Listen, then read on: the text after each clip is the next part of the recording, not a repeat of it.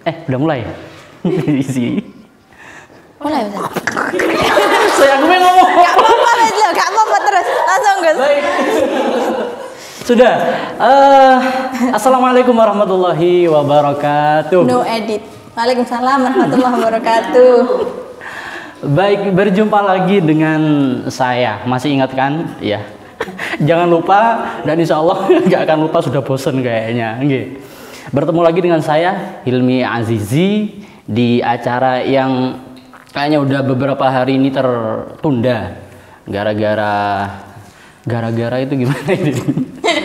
Karena suatu kendala teknis dari peralatan mungkin, ataupun kita menunggu narasumber yang kemarin masih ngisi tausiah di luar kota ya. Seperti itu saya Irin. Saya kok dedek ya. Jangan dedek, ini biasa aja, anggap rumah sendiri. Dan kita akan ngobrol banyak hari ini, pastinya di acara Q&A. Kepoin yuk. Itu dong, ayo coba satu lagi. 1, 2, 3. Acara Q&A. Kepoin yuk.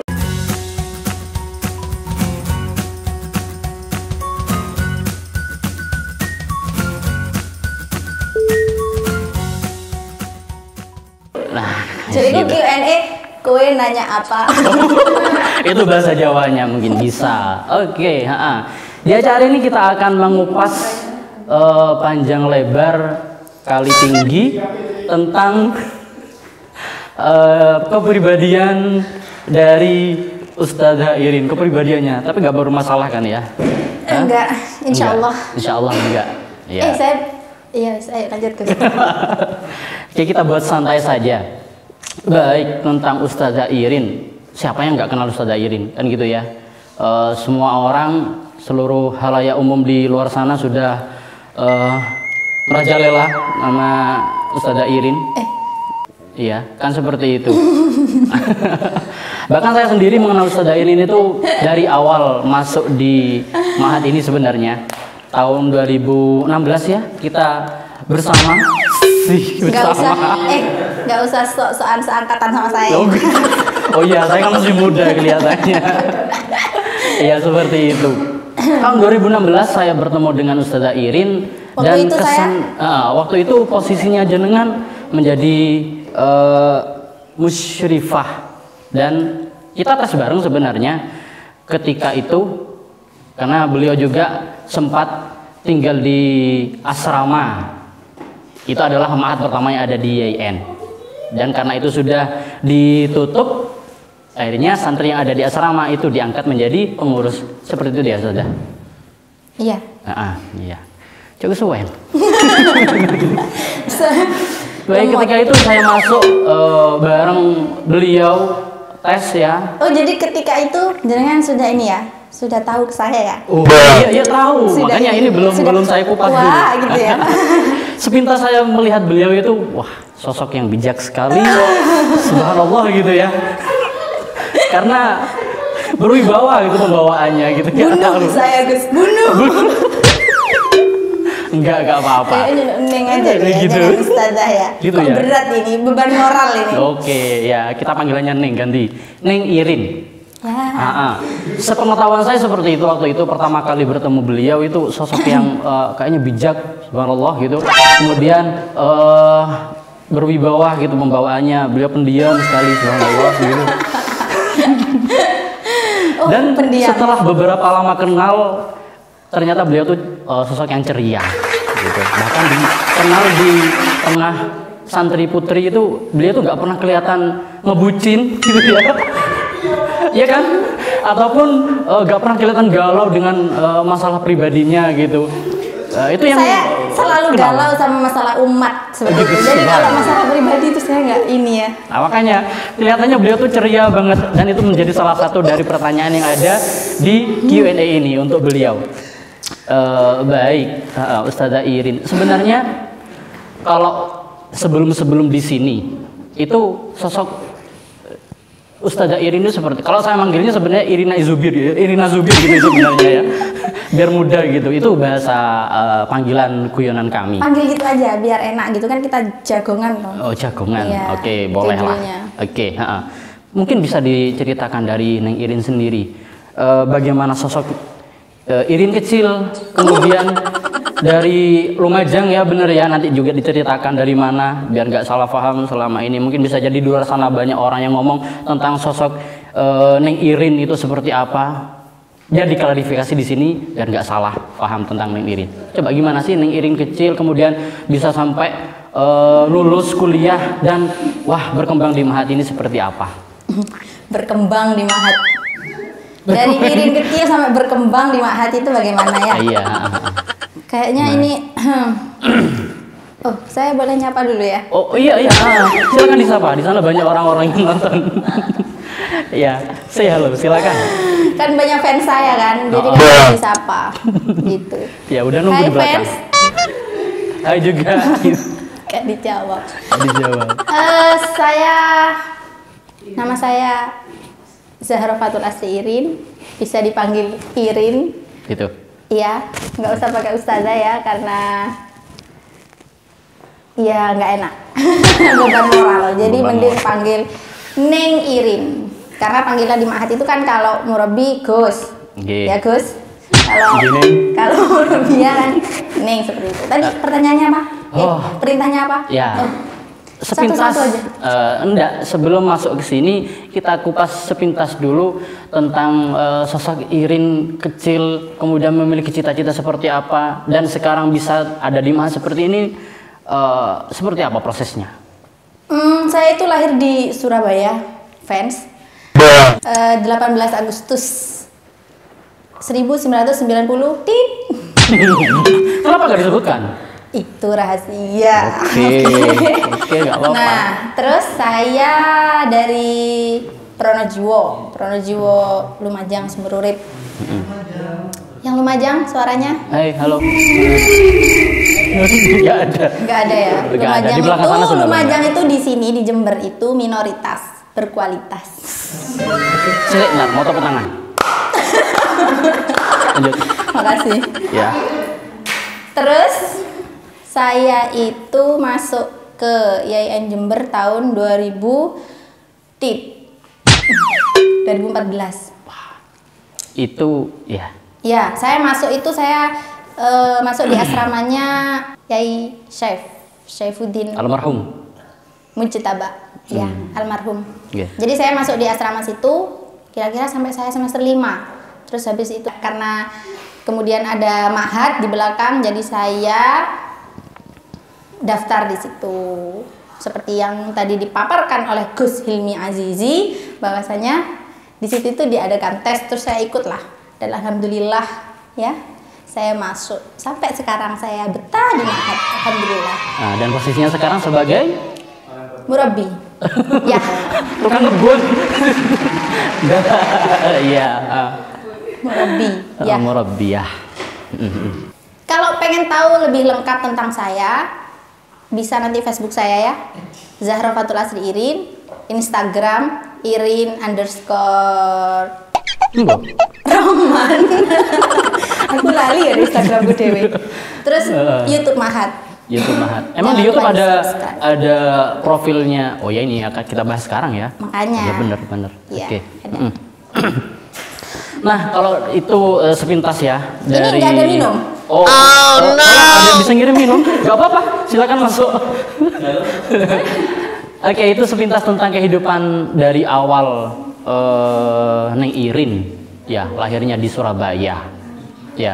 Kemudian pindah ke Lumajang itu diboyong atau seperti apa sebenarnya? Atau orang tua dinas di sana di Lumajang? Nah, orang tua dinas di Surabaya. Saya lahir di Surabaya, terus saya belum ini. Saya masih bayi ya, terus pulang lagi ke Lumajang. Oh gitu.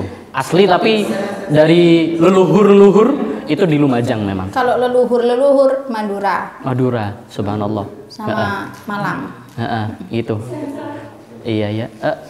Oh ya, silakan masuk.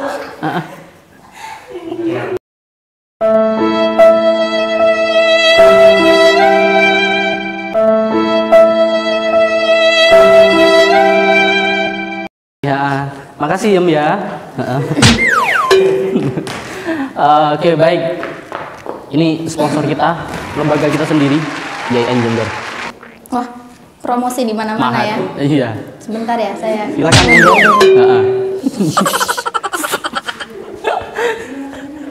Baik, kita lanjut tentang Ustadzah atau Neng Irin. Tadi sudah dijelaskan seperti itu.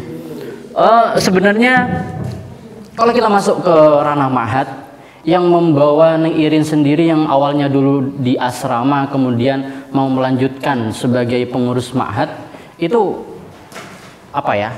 Dasarnya apa atau Motivasi alasannya apa? Ya, motivasinya apa sebenarnya? Karena saya itu orangnya memang apa namanya, peduli dengan umat ya. Iya, tadi umat.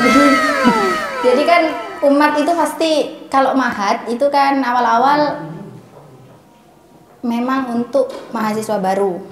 Nah, benar. mahasiswa baru itu orang tua pasti kan bingung kan mau naruh anaknya di mana kalau kuliah ya, mau di kos itu gimana kan, itu kebanyakan alasannya kayak gitu orang-orang ya. Benar. Nah, saya ingin memfasilitasi orang tua yang resah itu. Jadi saya di sini wonten Gus sebagai fasilitator gitu ya. Iya. Fasilitator. Oke, fasilitator. Bahasa. Iya, seperti itu. Tentang alasannya kenapa? Karena kembali lagi di prinsip awal, bermanfaat untuk umat.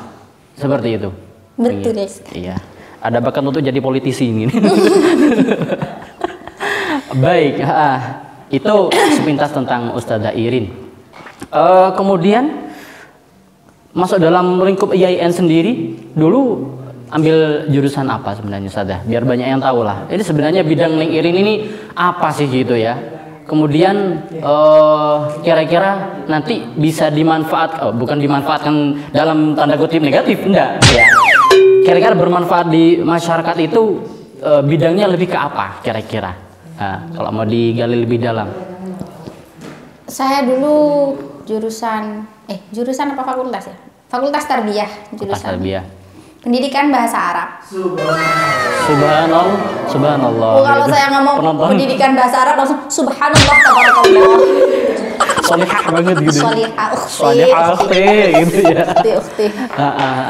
Kenapa tingkat kesolihahan itu diukur dari jurusan? Saya bingung juga ini ya. Enggak. Motivasi sendiri masuk di bahasa Arab mungkin juga nantinya bisa memotivasi teman-teman yang sebidang dengan Ustadzah Irin atau Neng Irin. Kira-kira apa motivasinya?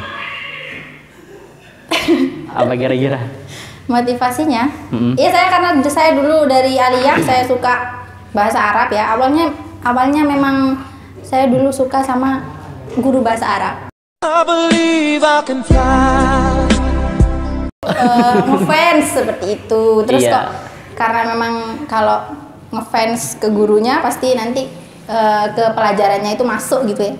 Jadi berawal dari guru dulu baru ke ilmunya. Iya. Ya variasi lah orang-orang gitu ya. Iyalah. Menyukai keilmuan. Ya iyalah. Ya terserah saya lah. Nggak, kadang orang kan menyukai sebuah bidang keilmuan itu didasari karena memang tertarik untuk di bidang itu atau minat atau memang mampu di bidang itu gitu ya awalnya loh ya. Tapi kalau memang dari Ustadzah Irin ini termotivasi dari sosok seorang guru ya, sehingga itu berdampak kepada keilmuan yang dia jalani hingga saat ini. Jadi agak maksa meskipun tidak berbakat, yang penting minat gitu saya dulu. Wah, itu perlu digarisbawahi gitu ya. Awali semua dari cinta.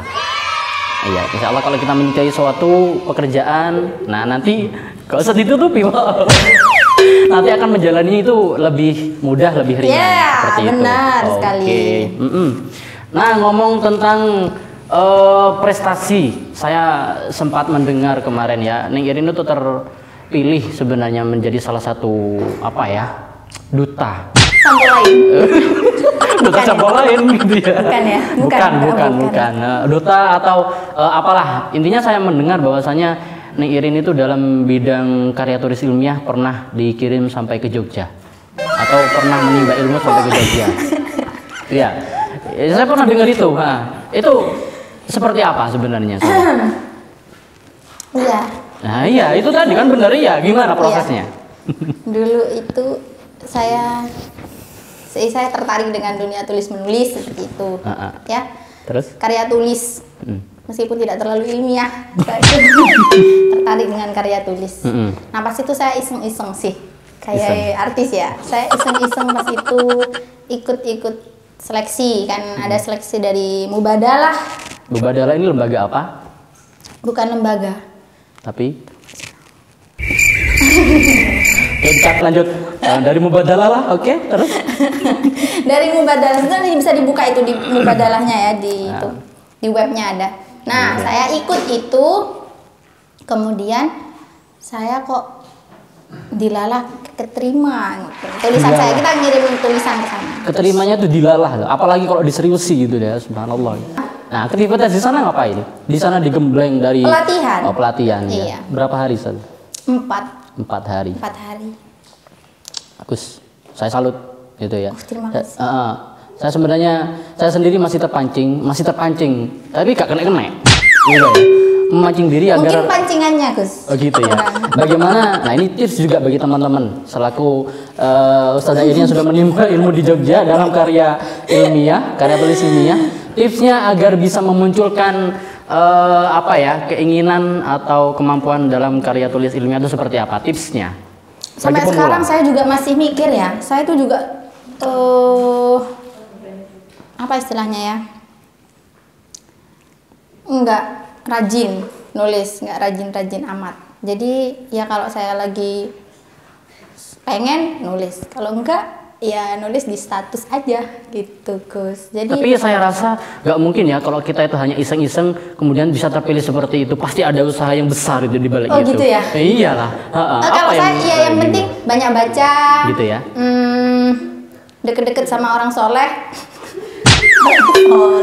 Deket-deket sama orang yang suka nulis lah. Gitu ya? Gitu. Iya. Nah, saya deket-deket ke Hilmi kan karena itu kan sebenarnya. Subhanallah. Iya. Saya bukan soleh tapi saya Hilmi. Oke, itu bisa dijadikan motivasi juga ya buat teman-teman yang di rumah, mungkin yang sekarang masih agak tertarik dalam dunia tulis menulis, nanti bisa dikembangkan lagi. Lah, perbanyak baca dan deket-deketlah dengan orang soleh dalam artian di sini orang yang terbiasa menulis agar kita banyak menimba ilmu pengalaman dari beliaunya juga seperti itu Sadaya. Ya, benar. Bagus sekali. Nah, kita masuk dalam dunia mahat lagi. Dari segi kepengurusan, Ustazah Irin ini kan meningkat dari awal itu dari musyrifah, kemudian ke murabbiyah sampai sekarang ya. Nanti meningkat lagi jadi pengasuh. Jadi pengasuh. Ya seperti itu, semoga kita doakan, amin. Gak boleh sampean. Baik, dalam kepengurusan seperti itu yang awalnya di musyrifah, kemudian sekarang menjadi murabbiyah. Dalam tingkatan itu kira-kira ada target gak dari seorang Ustazah Irin ini? Ketika menjadi musyrifah, kemudian sekarang menjadi murabbiyah. Tiap menjadi pengurus seperti ini, itu apa sih yang ingin disumbangkan untuk ma'had sehingga mencapai target yang jenengan inginkan mungkin nanti? Kira-kira ada nggak target seperti itu? Saya sekarang menjadi pengurus, tadi sebagai fasilitator, maka saya harus maksimal. Kira-kira saya nggak ngomong fasilitator, gitu. Itu Anda sendiri tadi itu yang ngomong fasilitator ya. Kan bahasanya seperti itu, memfasilitasi. Tolong, ya. Memfasilitasi itu berarti lebih ke divisi kerumah tanggaan ya. Gitu. Iya, saya juga ada di divisi kerumah tanggaan selain di divisi humas, Gus. Oh, bagus. Sampai megang 2 divisi, subhanallah gitu ya. Mohon maaf, di sini itu semua pengurus itu megang 2 divisi, bahkan ada yang 3 divisi. Seperti itu karena memang ada yang protes. Seperti itu. Baik, itu kira-kira selama menjadi pengurus dari setiap jenjang seperti itu, apa yang diharapkan ketika itu dimaksimalkan untuk ma'had dari seorang Neng Irin itu apa kira-kira? Kira-kira ada nggak seperti itu? Nggak ada. Selesai pertanyaannya. Selesai pemirsa. Apa kira-kira? Gimana ya? Saya dulu pas jadi muslim kan memang tugasnya kan beda-beda, Gus. Iya. Kalau musyrifah itu ini kan kalau musyrifah hubungannya sama santri gitu kan ya. Okay. Secara Emosional? Iya, Heeh. secara emosional itu sama santri 24 jam lah itu barengi santri istilahnya kayak gitu. Jadi mungkin kalau apa yang mau saya kasih ke Mahat, apa yang mau saya bikin, yang mau saya persembahkan supaya Mahat itu lebih maju ya sampai ke Bumbar itu mungkin belum ya Gus, saya belum bisa sampai sana. Kalau apa yang saya dapatkan, jadi ketika saya jadi musyrifah, saya itu karena memang nganunya ambil santri terus 24 jam, maka ya saya lebih tahu banyak karakter seperti itu. Saya kalau berhubungan dengan santri yang seperti ini maka harus kayak gini. Kalau santri yang seperti ini maka harus kayak gini. Seperti itu. Kalau murabiyah sekarang gimana? Kan kalau murabiyah tugasnya di atasnya musyrifah istilahnya ya. Jadi kan membawai itu dari tadi yang saya bingung apa kosakatanya ya Allah, di awal tadi sudah katanya orang karya tulis ilmiah tapi kosakatanya kok sempit. Ini masuk manusia normal seperti ini. membawai musyrifah. Jadi itu nanti saya lebih belajar mengorganisir lah kayak gitu. Oke. Ketika menjadi murabiyah pasti juga memiliki tempat, dalam artian berhak menentukan kebijakan dalam divisi yang dia ampuh gitu ya. Sekarang ada di divisi apa kira-kira? Di divisi kerumah tanggaan dan divisi humas. Nah, yang saya ketahui di humas beliau sekarang sebagai ketua. Ketua tembakan. Jadi waktu pemilihan langsung ditembak di tempat ya. Gitu. Iya, pemilihan itu didasarkan pada kemampuan yang dimiliki pastinya. Wow. Gak mungkin sekarpan. Iya kan? Sekali.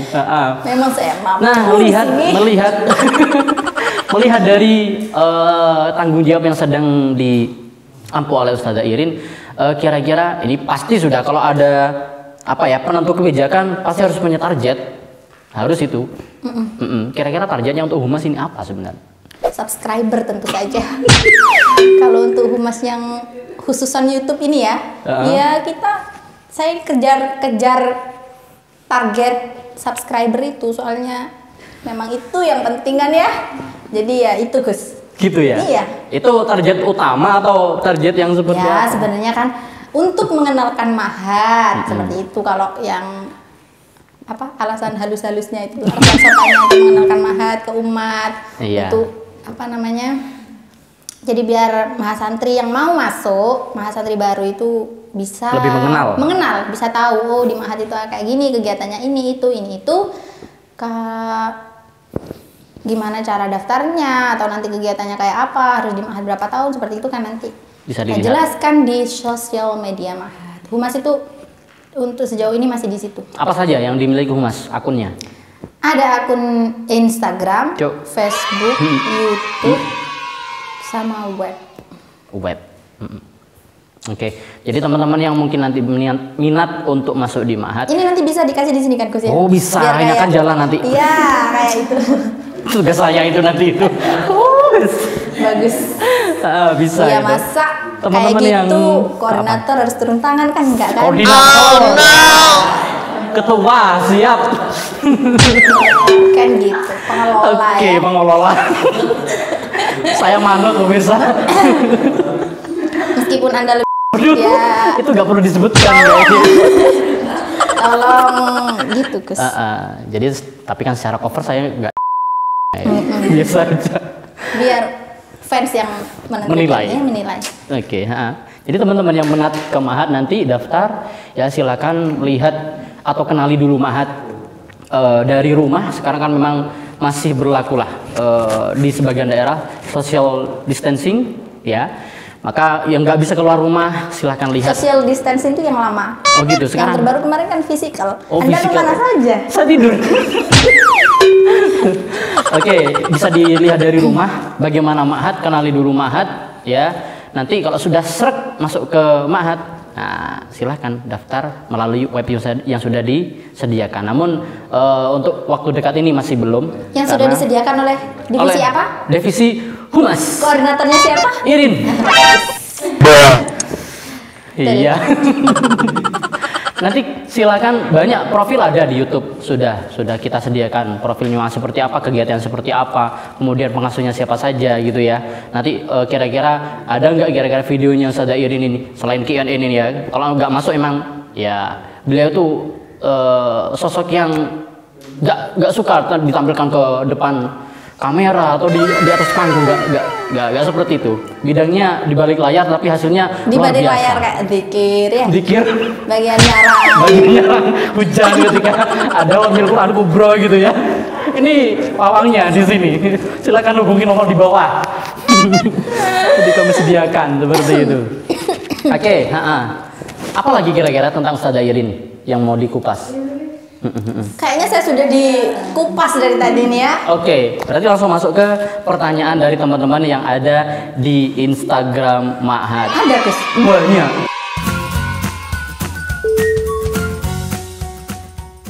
Jadi kalian yang masih muda-muda ini jangan buang waktu untuk galau gara-gara doi. Oke. Lagi. Jangan buang-buang waktu ya. Iya. Masih lebih enak kalian itu bikin mie. Ngiris bawang. Waktunya Mentang-mentang tadi sarapan nih. buat